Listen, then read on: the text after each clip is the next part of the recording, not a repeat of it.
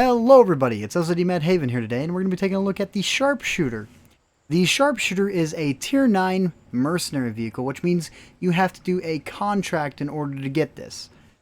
Now, the contract, it's a little tedious, it's a little bit long, but honestly, the tank, I really like the Sharpshooter. This tank is just, it feels good. You have a Tier 8 hull, a Tier 9 gun, and you have a Tier 10 turret. So the hull comes off of a Tier 8 Premium, the T95E2, and then the gun is from the E50, and the turret is from the Chieftain. Now, the Sharpshooter overall, like a nice little rating. You're not looking to be a brawler inside this. You have mobility, you have a decent fire rate at 8.15 second reload. Now, this tank, honestly, I'm a fan of it. I think the combinations of the tank is just awesome. The T95E2 hull, I feel that the turret that the tank has is lacking a tad bit. As of recent, they did add the hydraulic suspension to the vehicle, which means it has 14 degrees of gun depression on that Tier 8. Fantastic little thing, but it's hatch. You know, hatch. Now, the E50, its gun, I really like its gun. The accuracy, the reload time, the overall penetration values. 220 with your standard rounds. Not exactly the greatest penetration, but you know what? If you know where to aim, it works out extremely well. And then you have the turret of the Chieftain, and it's just a thick turret.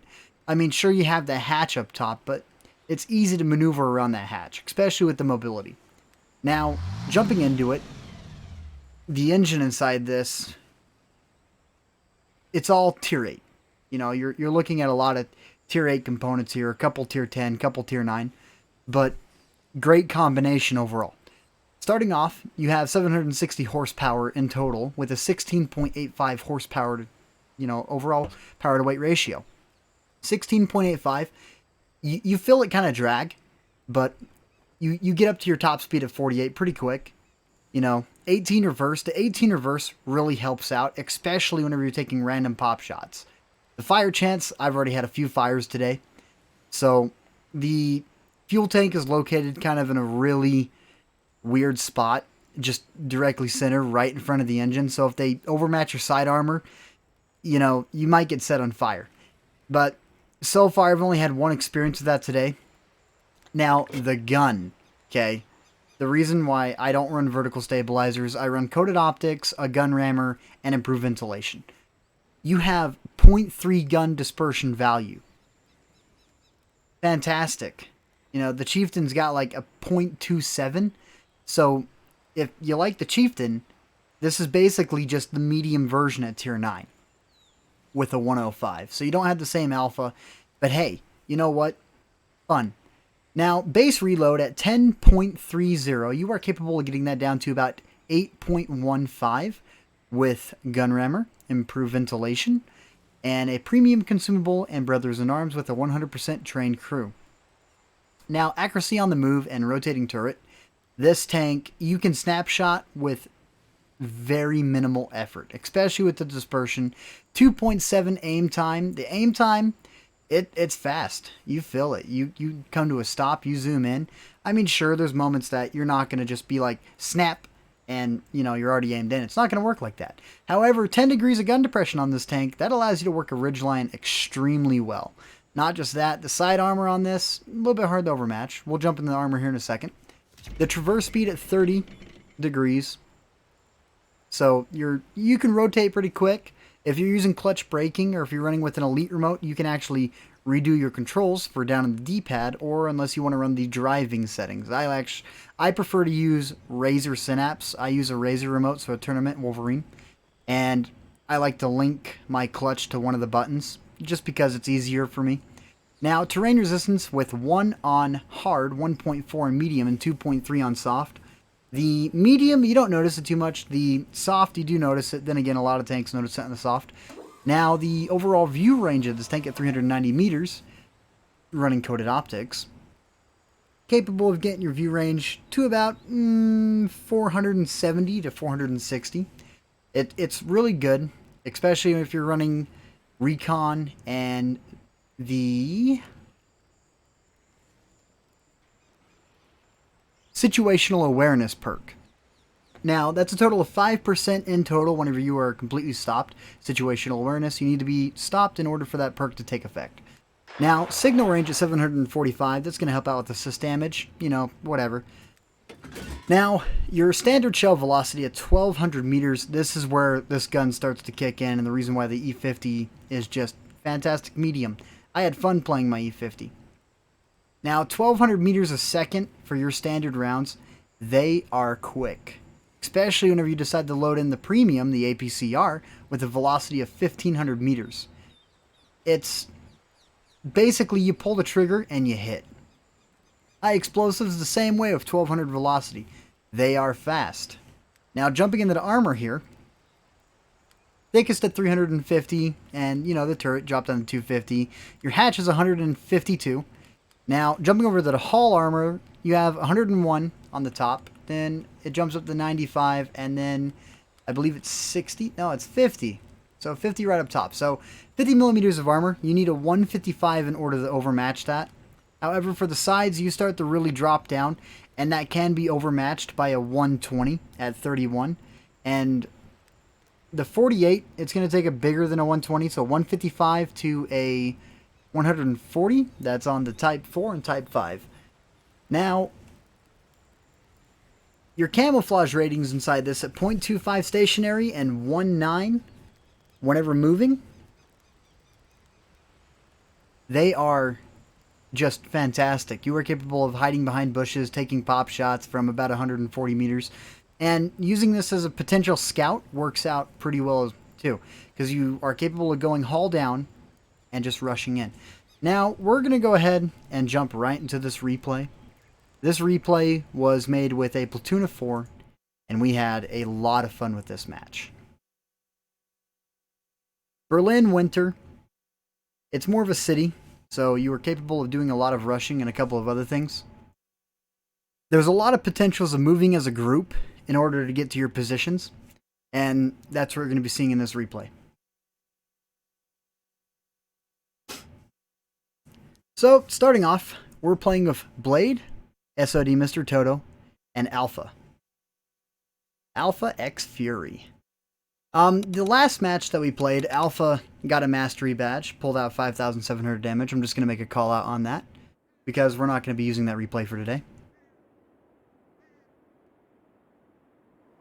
Now, start of the match, we like to consult where we want to go. So there was a lot of talk. We were thinking about heading down 9-0, so the straight line down, or heading to 3-4. We all agreed to go 3-4 because we know that going down 9-0 is going to be a lot of heavy tanks, and where most of the tank destroyers are going to be.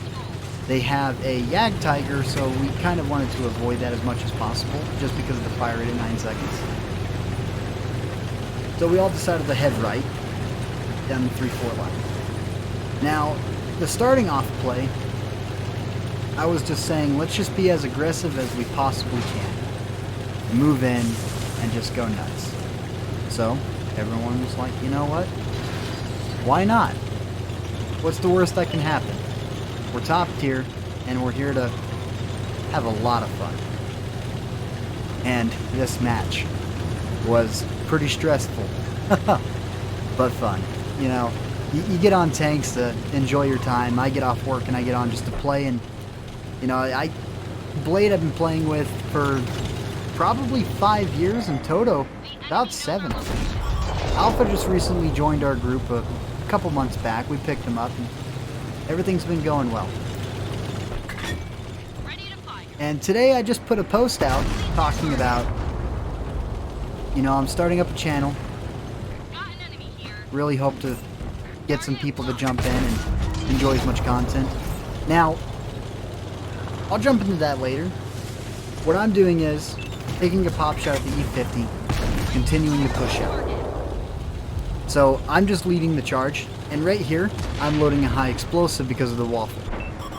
Now, waffle dirt's a shell. Bravo. Lead the shot, try and avoid hitting the tracks. Whenever you're leading shots and you're trying to get a high explosive pin, if you hit the tracks, you are going to do a lot less damage. swapping back into standards to continue pushing. Now, if you take a look at the map, as I said, all the heavies went to 9-0, and we just took out all the medium armor. Enemy in sight. Missing a pop shot there, that was a little sad. Kind of wanted it to hit, but, you know, can't get everything. You can try.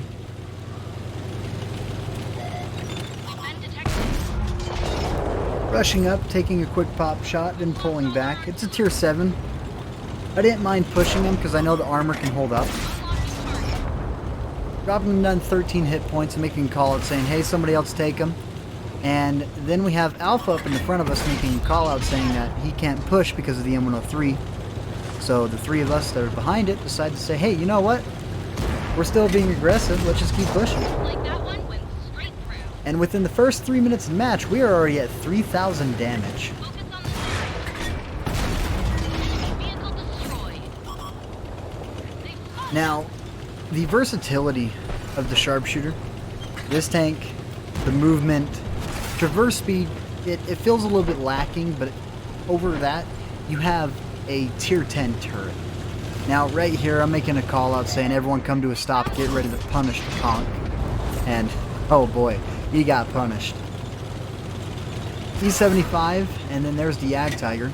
Load it up. I'm making a call out saying, let's go after the single that's up here on the left.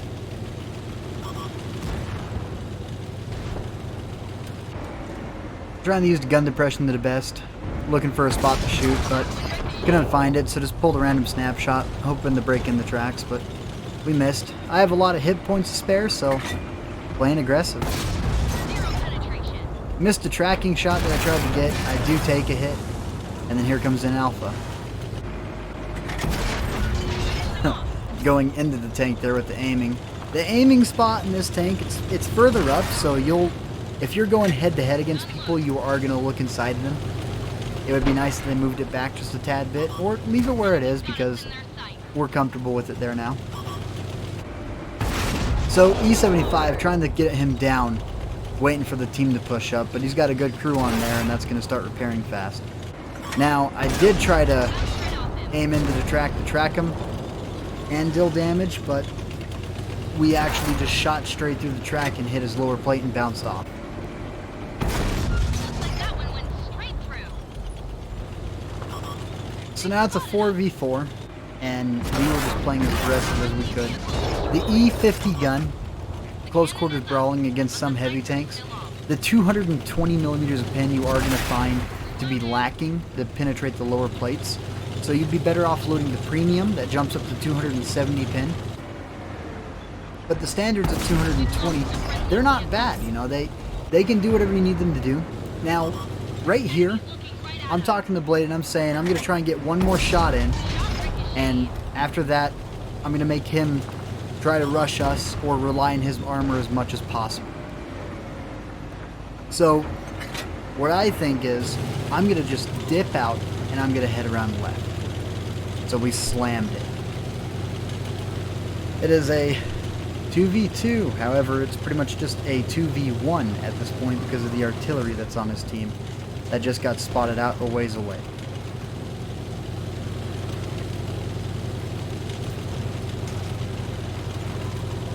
.257, heavily armored, so I'm sitting here and I'm thinking to myself, I just want to lock him down, so I loaded in the high explosive first. But right there, I probably would have been better off running with the standards.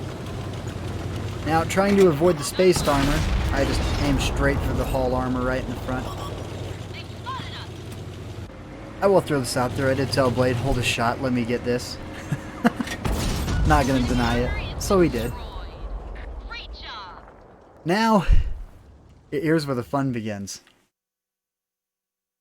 This match, and the play that we made, communication and callouts with your team is going to make a big change in every single match that you play. This match, I got a high caliber, a first class mastery, and a crucial contribution on my Sharpshooter. Crucials, 12 kills. They're no laughing matter. Our platoon performed very well. Everyone broke 2,000 damage, 2,502. Alpha, well, you know how it goes. Your last match was good, your next match, it's not going to be the greatest. Now, Sharpshooter, you know what? I like this tank a lot. Honestly, the mercenary tanks in this game, the Chisel, the Machine, the Tusk, Sharpshooter, I think the next one I'm going to go after is probably going to be the hard case.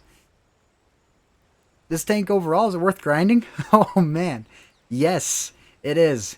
The grind sucked, but once I got the tank, it's like getting a new toy or getting a new game or, you know, getting a computer strong enough to record in 1080p and upload on YouTube and actually get the experience out of it. You know what? Yeah.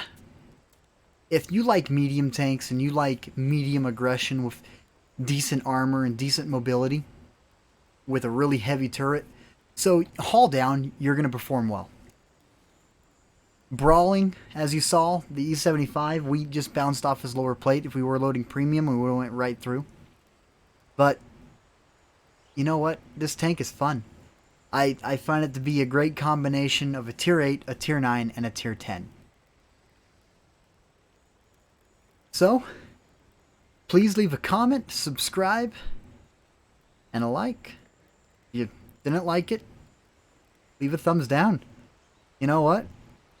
I'm just happy that I'm capable of doing a voiceover now, because me being me, I screwed up and I never used OBS correctly, and I was just going over stuff and quickly reading and not even thinking about it. And finally, today I went through the settings and I realized, oh, I can go over captures. Are you kidding me? I can actually play a recording in the background and talk over it. So I did. Thank you for watching, and hopefully tomorrow I can get another one out.